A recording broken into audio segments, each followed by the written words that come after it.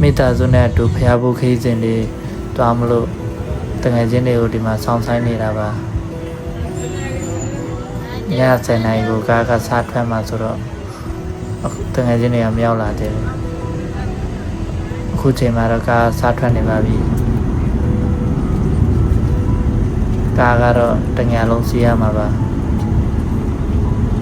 ခီးစဉ်တွေကတော့တငယ်နဲ့မှတရက်ပေါ့24 နာရီခီးစဉ်တွေပါ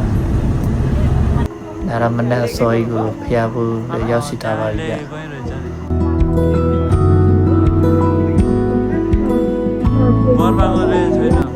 ဒါလေးကတော့6 နာရီမနေ့6 နာရီ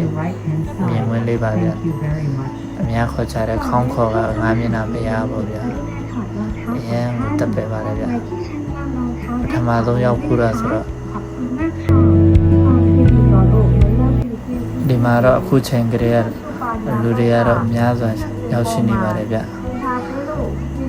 ကျွန်တော်တို့မြန်မာလူမျိုးတွေကအများကြီးကတစီပြီးတစီအပြည့်ဝင်ရောက်နေတာတွေ့ရပါတယ်ဗျ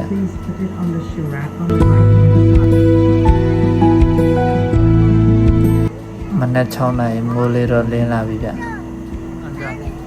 မိုးရမယ်ထင်နေတာဟိုမုန်တိုင်းသတင်းကြောင့်မိုးရမယ်ထင်နေတာမိုးတော့မရဘူးကန်ကောင်းလို့ပေါ့ဗျ